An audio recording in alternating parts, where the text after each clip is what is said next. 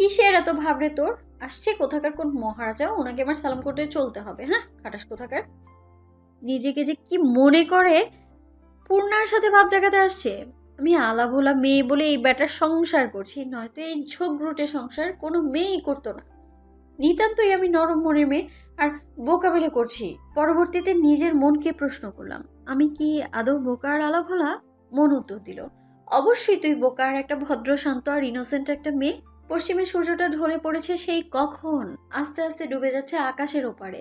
অস্তমিত সূর্যের দিকে এক দৃষ্টিতে তাকিয়ে আছি। অদ্ভুত কারণে এই সময়টা আমার ভীষণ ভালো লাগে। হালকা বাতাস দোলা খেয়ে যাচ্ছে শরীরে, এরা নিজেদের নিড়ে ফিরে যাচ্ছে। মাঝে মাঝে ভেসে আসছে কিচিরমিচির শব্দ। আলতো হাসলাম। সেই যে ভাব দেখিয়ে গেল মন্ত্রী সাহেব, এখনো পর্যন্ত একটা খোঁজও নিল না। বাড়িতে যে একটা বউ ফেলে রেখে গেছে সেই খেয়াল কি আছে তার? হাতে থাকা মোবাইলের দিকে তাকিয়ে রইলাম কিছুক্ষণ। ফোন দিব নাকি দিব না দোটানায় পড়ে গেলাম। পরবর্তীতে মনকে শান্ত করে ডায়াল করলাম মন্ত্রী সাহেবের নাম্বারে। প্রেম তখন পার্টি অফিসে একটা মিটিং শেষ করে মাত্রই বসলো। সামনে মেয়র নির্বাচন। প্রায় প্রতিদিনই তার নিকট বিভিন্ন পার্টির লোক এসে ভিড় করে। আপাতত তার সামনেই বসে আনোয়ার হোসেন। এইবার মেয়র পদে দাঁড়াবে সে। তাহরিম ব্যক্তিগতভাবে লোকটাকে বেশ একটা পছন্দ করে না। লোকটা বেশ ধুরন্ধুর প্রকৃতির, যা তাহরিমের মোটেও পছন্দ না। মিস্টার আনোয়ার, আপনি আমার থেকে বয়সে অনেক বড়। আমি আপনাকে সম্মান করি। রাজনীতিতেও আমার আগেই আপনার আগমন হয়েছে, তাই বলে এই ভাববেন না যে আপনার সকল অন্যায় প্রস্তাব আমি গ্রহণ করব। আপনি যদি মনে করে থাকেন আমি আপনার এই প্রস্তাব মেনে নেব, তাহলে তাহরিম তালুকদারকে আপনি চিনতেই পারেননি। তাহরিম বেশ শান্ত কণ্ঠেই কথাগুলো বলে সামনে তাকালো। আনোয়ার হোসেন নিজের পাকা দাড়িতে হাত বুলাতে বুলাতে বাঁকা হাসল। কথাটা বলেই ঘাড় ঘুরিয়ে আনোয়ার হোসেনের অ্যাসিস্ট্যান্টকে ইশারা করতেই একটা বিফকেস টেনে টেবিলে রাখল। তাহরিম ভ্রুকুসকে তাকালো সেদিকে। আনোয়ার বিফকেসের পিন খুলল। বিফকেসটা খুলতেই তাহরিমের সামনে দৃশ্যমান হলো এক বিফকেস ভর্তি টাকা। আনোয়ার হোসেন বিফকেসটা তাহরিমের দিকে ঠেলে দিতেই তাহরিম মুচকি হেসে বিফকেসটা নিজের কাছে টেনে নিল, যা দেখে আনোয়ার হোসেন বাঁকা হাসল। তাহরিম বিফকেসটা ভালোভাবে দেখেই সেটা বন্ধ করে দিল আর সেটাকে ঠেলে আনোয়ার হোসেনের দিকে দিয়ে বলল, সব ট্রেন্ডে তাহরিম তালুকদার গা ভাসায় না মিস্টার আনোয়ার। আমার গদির চিন্তা না হয় আমাকেই ভাবতে দেন। আপনারা এত ভাবলে আমি কি ভাববো? আর এত টাকা আমাকে না দিয়ে গরিব মানুষদের উপকারে কাজে লাগান, তাহলে মানুষ আপনাকে এমনিতেই ভালোবেসে ভোট দেবে। সেটার জন্য এমপি মন্ত্রীদের দরবারে কুকুরের মতো ঘুরতে হবে না, আর তাদের ভোট চুরির জন্য পেমেন্টও করতে হবে না। এগুলো আপনার কাছে রেখে দিন মিস্টার আনোয়ার হোসেন। আর আজ আসেন তাহলে। তাহরিমের কথা শুনে আনোয়ার হোসেন রেগে তাহরিমের দিকে তাকিয়ে বলল। বলেই বসা থেকে উঠে আনোয়ার হোসেন গটগট পায়ে কেবিন ছেড়ে বেরিয়ে গেল। আনোয়ার হোসেনের যাওয়ার দিকে তাকিয়ে তাহরিম হাসল। দিনে যে কত অফার আসে এসবের, মাঝে মাঝে ভীষণ হাসি পায় তার। আনোয়ার হোসেন যাওয়ার সময় কুশন ভিতরে ঢুকল। আনোয়ার হোসেনকে এভাবে রেগে বেরিয়ে যেতে দেখে ফ্রুকুসকে তাকিয়ে রইল তার যাওয়ার দিকে। পরবর্তীতে তাহরিমের দিকে তাকিয়ে সেদিকে এগিয়ে গেল। হাতে থাকা মোবাইলটা এগিয়ে দিল তাহরিমের দিকে। ভাবি ফোন দিতে বলছে ভাই। আপনাকে নাকি অনেকবার কল করেছে, আপনি নাকি ফোন ধরেন না, তাই বাধ্য হয়ে আমার ফোনে কল করেছে। বলল আপনাকে যেন বলি ভাবিকে এক্ষুনি কল দিতে। তাড়াতাড়ি কথা বলুন। তাহরিম কিছু একটা ভেবে বলল। তুমি ফোন দিয়ে বলো ভাই এখন ব্যস্ত, কথা বলতে পারবে না।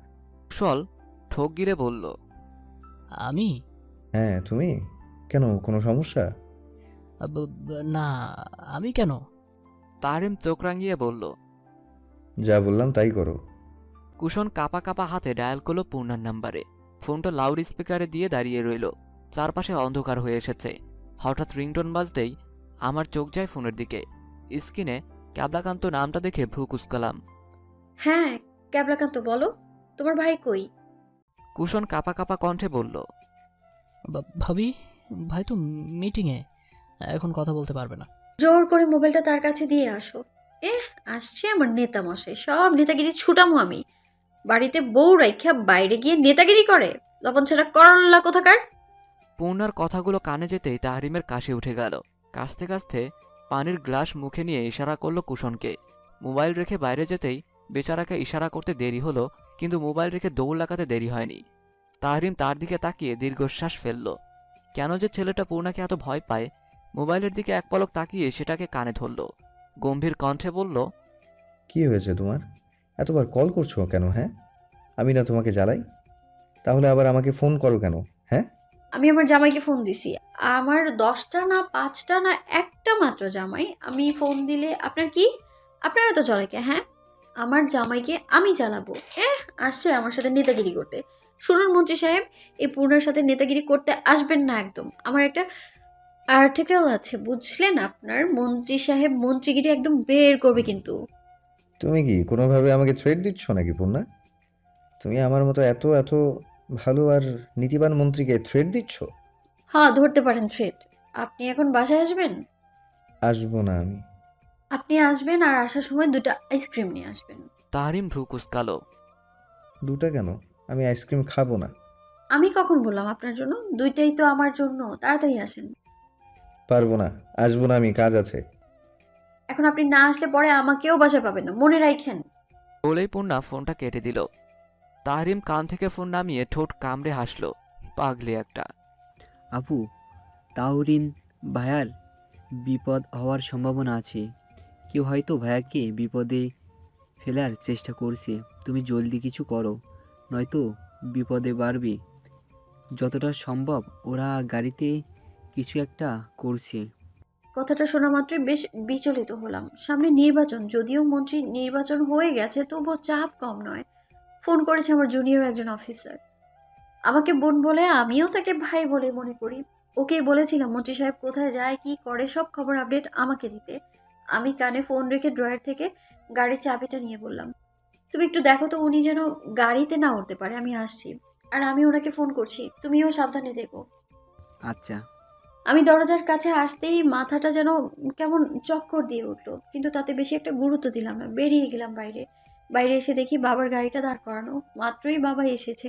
আমি চট জলদি গাড়িতে উঠে স্টার্ট দিয়ে ওনার নাম্বারে কল করলাম, কিন্তু কল বাজছে, উনি পিক করছেন না। টেনশনে আমার হাত পা যেন বরফ হয়ে যাচ্ছে।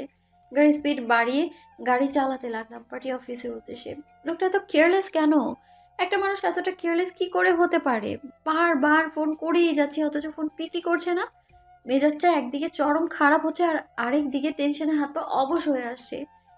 কিছু হয়নি তো? ঠিক আছেন তো উনি? বারবার নেগেটিভ চিন্তা মাথার মধ্যে ঘুরপাক খাচ্ছে। প্রায় আধা ঘন্টার রাস্তা, 15 মিনিটের ভেতরে এসে পৌঁছালাম। আশেপাশে অনেক খুঁজলাম, অফিসের ভেতরে গিয়েছিলাম, উনিও নেই, ওনার গাড়িটাও নেই কোথাও। চিন্তায় আমার মাথা ফেটে যাচ্ছে। মানুষটার কিছু হলো না তো আবার? আরেকটু আগে কেন আসলাম না? হয়তো তাকে অক্ষত পেয়ে যেতাম। বেশ কান্না পাচ্ছে, কি করব বুঝতেই পারছি না আমি। ফোনটাও ধরছে না। আমি মুখে হাত দিয়ে হাঁটু ভাঁজ করে নিচে বসে ফুপিয়ে উঠলাম। মনে মনে শুধু এটাই ভেবে যাচ্ছি, কেউ যদি ওনাকে মেরে ফেলার প্ল্যান করে। কিছু হয়নি তো ওনার? আমি কি করে থাকবো এই মানুষটাকে ছাড়া? মুখে হাত দিয়ে ফুপাতে লাগলাম। পূর্ণ, আমার কান পর্যন্ত ডাক্তার না পৌঁছলেও মনে হলো কেউ আমাকেই রাখছে। পূর্ণ, কি হয়েছে তোমার? এভাবে বসে আছো কেন? আমি চমকে তাকালাম সামনের দিকে। আমার থেকে কিছুটা সামনে হাঁটু গেড়ে বসে আছে, আমার দিকেই তাকিয়ে আছে। ওনাকে অক্ষত দেখে যেন আমার দেহে প্রাণ এলো। আর কোনো দিকে না তাকিয়ে ঝাঁপিয়ে পড়লাম তার বুকে। ফুপিয়ে ফুপিয়ে কান্নাগুলো যেন দলা পাকিয়ে আসছে, গাল বেয়ে নেমে আসছে অঢেল বর্ষণ। উনি আমার মাথায় হাত দিয়ে বুলাতে বুলাতে বললেন, কি হয়েছে পূর্ণ? তুমি এভাবে কাঁদছো কেন? আর তুমি পার্টি অফিসের সামনে কি করো? তোমার তো এখন বাসায় থাকার কথা। আমি নাক টানতে টানতে মাথা তুলে তাকালাম। হুট করে মেজাজটা খারাপ হলো আমার। ওনাকে ধাক্কা দিয়ে আমি সোজা হয়ে দাঁড়ালাম। হুট করে ধাক্কাটা উনি সহ্য করতে পারেনি, তাই ধপ করে বসে পড়লো। উঠে দাঁড়িয়ে পাঞ্জাবি ঝাড়তে ঝাড়তে বলল, কি ভূত চাপলো মাথায় আজ? এমন অদ্ভুত বিহেভিয়ার করছো কেন পূর্ণ? আমি চোখ গরম করে ওনার দিকে তাকিয়ে বললাম, ফোন কোথায় আপনার? আমার কথা শুনে তাহরিম দ্রুত পকেটে হাত দিয়ে ফোন বের করে অন করে স্ক্রিনে তাকিয়ে দেখে পূর্ণার নাম্বার থেকে প্রায় 20+ মিসড কল। তাহরিম জিভে কামড় দিয়ে মিনমিনে কণ্ঠে বলল, আমি সরি বউ, হাতে চাপ লেগে কখন যে সাইলেন্ট হয়ে গেছে বুঝতেই পারিনি। এটা এত জরুরি কি হলো যে এতগুলো ফোন করলা? চোখ গরম করে তাকিয়ে বললাম, দরকার অদরকার সেটা পরের বিষয়, আগে আপনি বলেন ফোন ব্যবহার কেন করেন? ফোন যদি সাইলেন্টই রাখতে হয় তবে কাল থেকে আর ফোন আনারই কোনো দরকার নেই। অযথা বোঝা বাড়িয়ে লাভ কি বলেন? ঠিক বলিনি মন্ত্রী তাহরিম তালুকদার? উনি খানিকটা এগিয়ে এসে মিনমিনে কণ্ঠে বললেন। সরি তো, আর করবো না এমন। এই যে কানে ধরেছি। বলেই কানে ধরতে যাবে, আমি আশেপাশে তাকিয়ে দেখি অনেকেই তাকিয়ে আছে আমাদের দিকে। আমি তাহরিমের হাত ধরে বললাম, ভুলে যাবেন না এটা পাবলিক প্লেস, আর আপনি একজন সম্মানিত ব্যক্তি। এসব বাচ্চামো পাবলিক প্লেসে আপনাকে মানায় না মন্ত্রী সাহেব। কথাটা বলে ঘুরে গাড়ির দিকে যেতে নিব, কি জানি হলো, হুট করে ভীষণ কান্না পেল। এমন শুধু আজ নয়, বেশ অনেক দিন যাবতই মুড সুইং হচ্ছে। হুট করেই রেগে যাচ্ছি, তো আবার হুট করেই কান্না পাচ্ছে, মানে কোনো কারণ ছাড়াই। আমি ফুপিয়ে উঠলাম। তাহরিম দৌড়ে এসে আমাকে এক হাতে জড়িয়ে ধরে বলল, কি হয়েছে বৌজান, তুমি এমন করছো কেন? কি হয়েছে বলো আমাকে, কি জন্য কান্না করছো? কষ্ট হচ্ছে কোথাও? উনি আমাকে নিয়ে গাড়িতে উঠতে যাবে, আমি বললাম এটা না, আমি আমার গাড়িতে যাব। উনি পাল্টা আমাকে কোনো প্রশ্নই করলেন না। আমার মুড অফ দেখে হয়তো কিছুই বললেন না। আমাকে জড়িয়ে ধরে আমি আমার আনা গাড়িতে বসিয়ে নিজেও বসে স্টার্ট দিল, আর ড্রাইভারকে বললো গাড়িটা ভালোভাবে চেক করে বাসায় নিয়ে আসতে। উনি গাড়ি চালাচ্ছে, হঠাৎ আমার কেন জানি মনে হলো আমাদের গাড়িটা কেউ ফলো করছে পেছন থেকে। মন্ত্রী সাহেব, বউ। আমার কেন জানি মনে হচ্ছে আমাদের গাড়িটা পেছন থেকে কেউ ফলো করছে। উনি আমার কথা শুনে লুকিং মিরর দিয়ে পেছনে তাকালো। একটা কালো মাইক্রো আমাদের পেছনে। উনি বাসার গলিতে না ঢুকে অন্য একটা রাস্তায় ঢুকলো, কিন্তু মাইক্রোটা তো পেছনে পেছনেই আসছে। বলছিলাম না মাইক্রোটা ফলো করছে। উনি স্পিড বাড়িয়ে একটা রাস্তায় উঠলো। গাড়ি ব্রেক করতে গিয়ে মনে হলো ব্রেকটা যেন কাজ করছে না। তাহরিম বারবার ব্রেক চাপছে, কিন্তু কোনোভাবেই কাজ করছে না। তাহরিম বুঝতে পারলো কেউ হয়তো অনুপস্থিতিতে গাড়ির ব্রেকটা নষ্ট করে দিয়েছে। আমি ভ্রু কুঁচকে তাকিয়ে আছি তাহরিম তালুকদারের দিকে। এমন নয় যে আমি বুঝিনি যে ব্রেক নষ্ট হয়ে গিয়েছে, আমি বুঝতে পেরেছি আমার বেঁচে থাকা থেকে ওনার বেঁচে থাকাটা বেশি জরুরি। তাই ওনাকে যে করেই হোক গাড়ি থেকে ফেলতে হবে, নয়তো উনি যদি আমার মনোভাব বুঝতে পারে তাহলে কখনোই আমার কাজটা আমি করতে পারবো না। কি হয়েছে আপনার? মুখটা এমন পাঁপশোটে করে রেখেছেন কেন? উনি আমার দিকে কাতর চোখে তাকালেন। বৌজান, বলেন।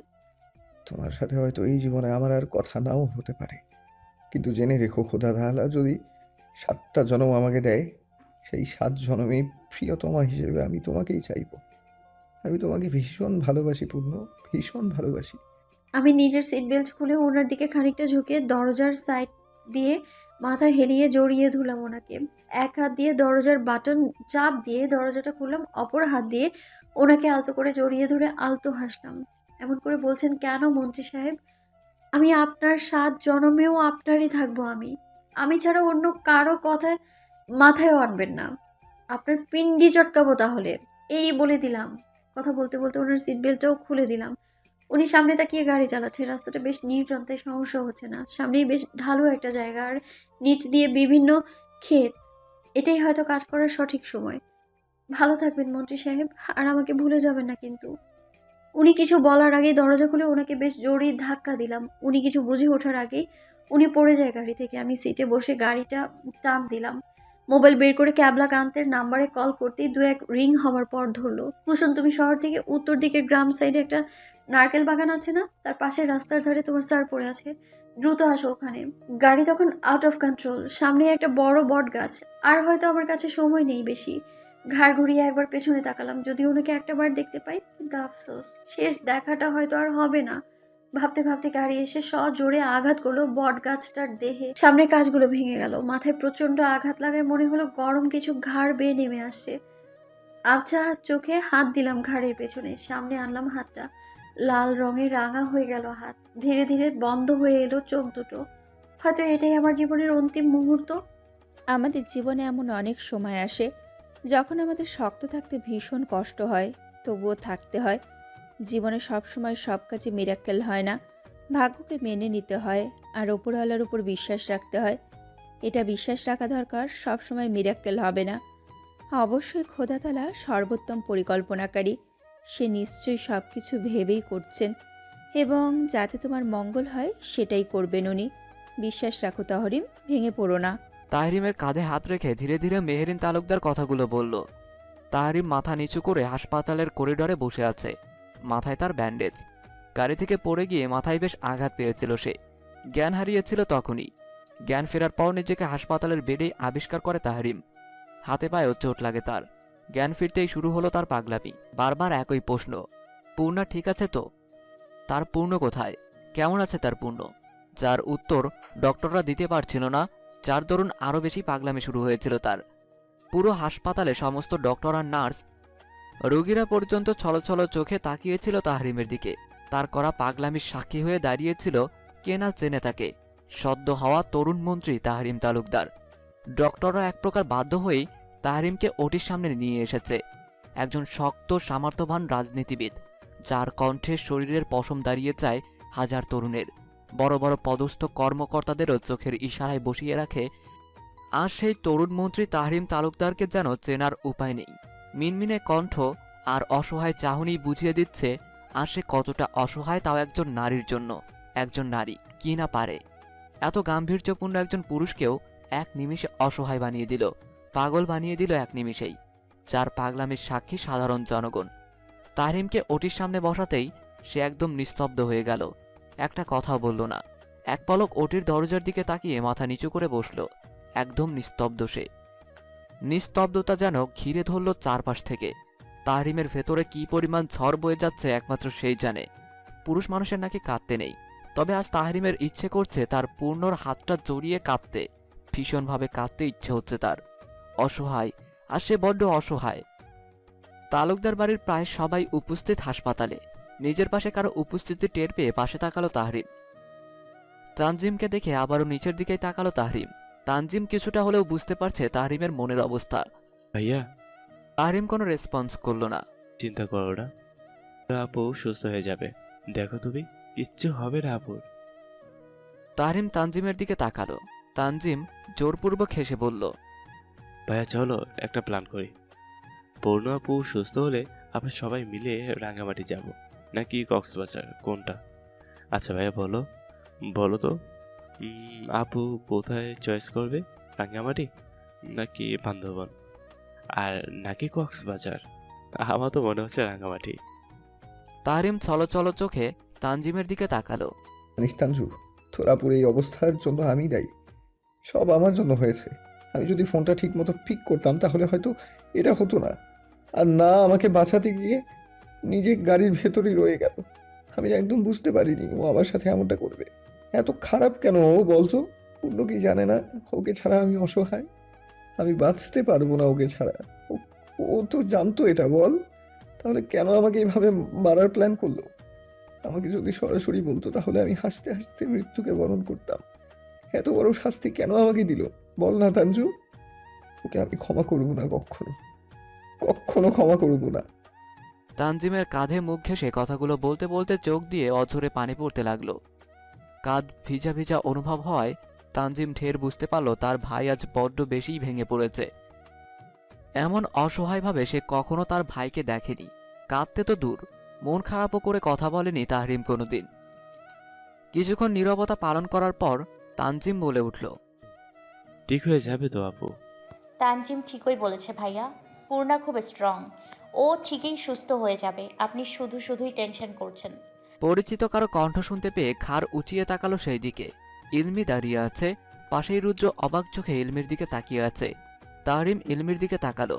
মেয়েটার চোখ মুখ লাল হয়ে আছে, বোঝাই যাচ্ছে কেঁদে কেটে বন্যা বানিয়ে ফেলেছে।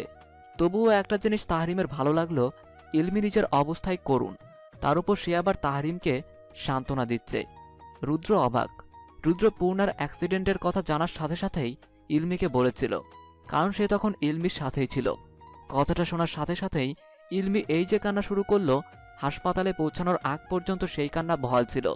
হাসপাতালে ঢুকতে ঢুকতেই চোখের পানি মুছে তাহরিমের সামনে এসে সান্ত্বনা দেয়াতে রুদ্র বেশ অবাক। তাপস তালুকদার আর মেহরিন তালুকদার গেছেন বাসায় রাতের খাবার রেডি করতে। সে জানে আজ কেউই হাসপাতাল ছেড়ে কোথাও যাবে না, তাই হাসপাতালেই খাবার নিয়ে আসতে হবে।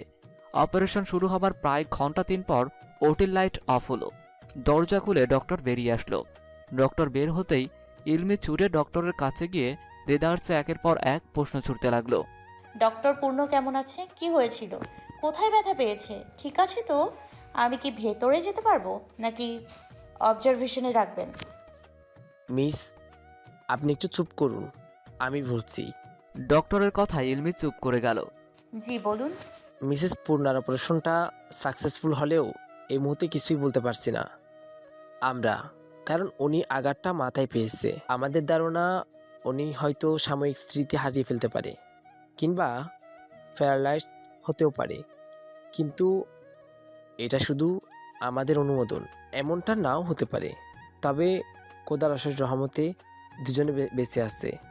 রুদ্র খানিকটা এগিয়ে এসে বলল। দুজন মানে?